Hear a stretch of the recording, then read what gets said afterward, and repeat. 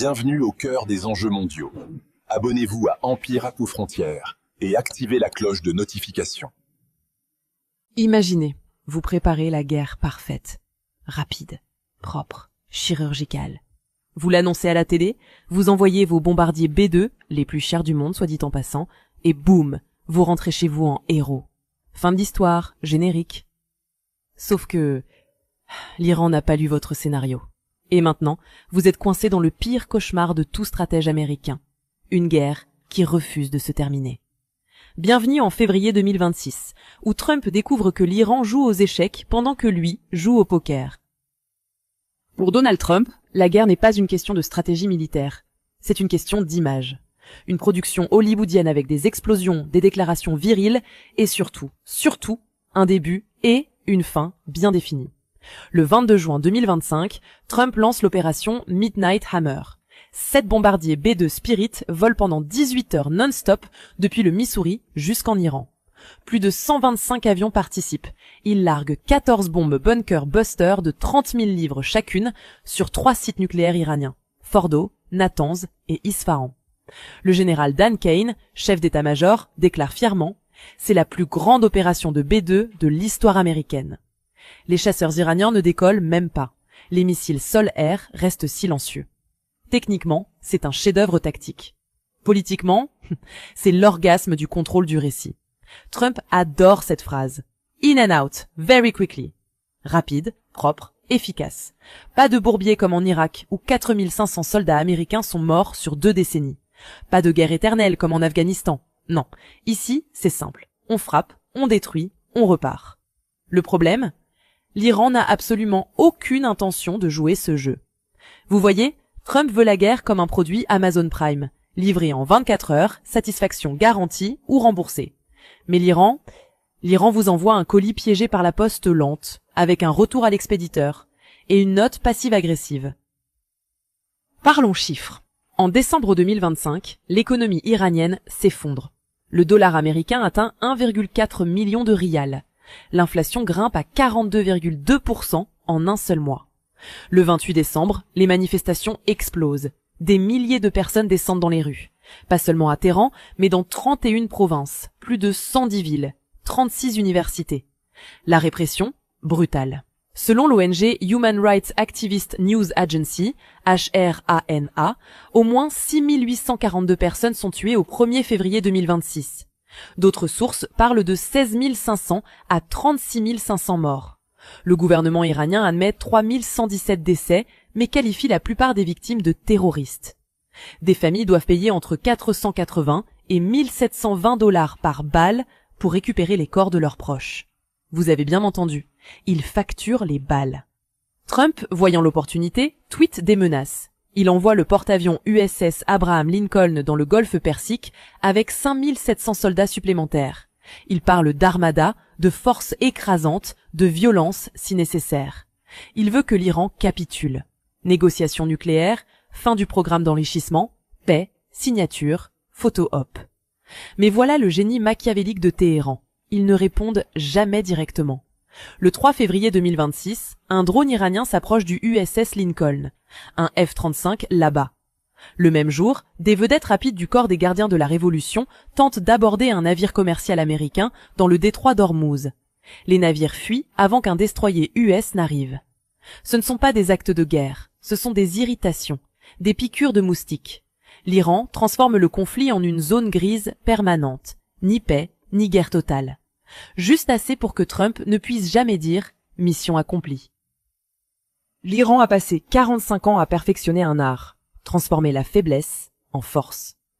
Pendant que les États-Unis dépensent 800 milliards de dollars par an en défense, l'Iran, avec une économie ravagée, arrive à faire trembler Washington. Comment ? Les proxys.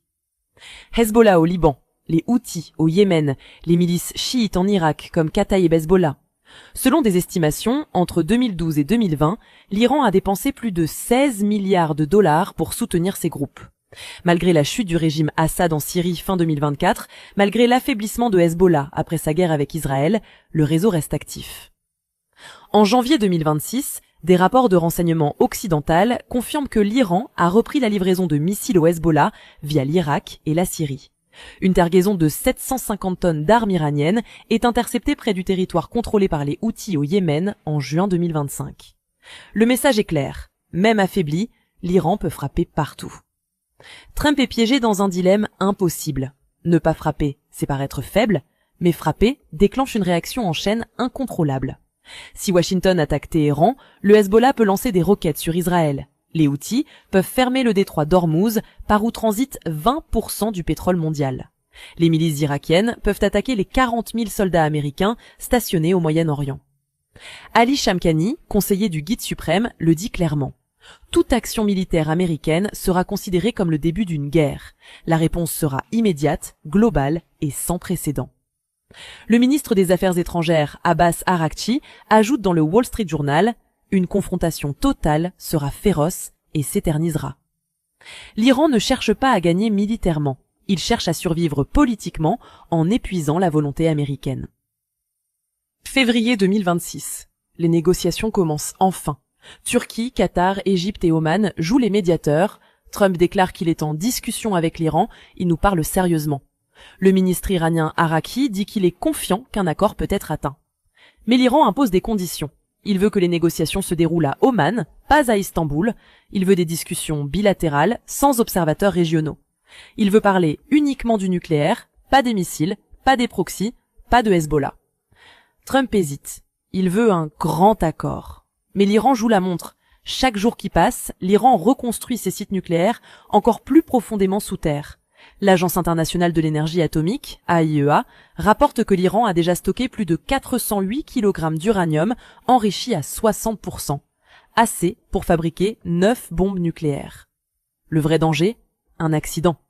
Avec des dizaines de navires américains et iraniens opérant dans le détroit d'Ormuz, un passage maritime de seulement 33 km de large, la probabilité d'une collision, d'une mauvaise interprétation, d'un tir accidentel est énorme. En 1988, le USS Vincennes a abattu un avion civil iranien par erreur, tuant 290 personnes. Ce genre d'incident pourrait rallumer instantanément la guerre que personne ne veut vraiment. Alors pourquoi Trump change-t-il de cap ? Parce qu'il réalise enfin ce que tous les présidents américains avant lui ont compris, l'Iran est un adversaire patient. Les sondages parlent d'eux-mêmes. Avant l'opération Midnight Hammer en juin 2025, 53% des électeurs de Trump disaient que les États-Unis ne devraient pas s'impliquer dans le conflit Iran-Israël.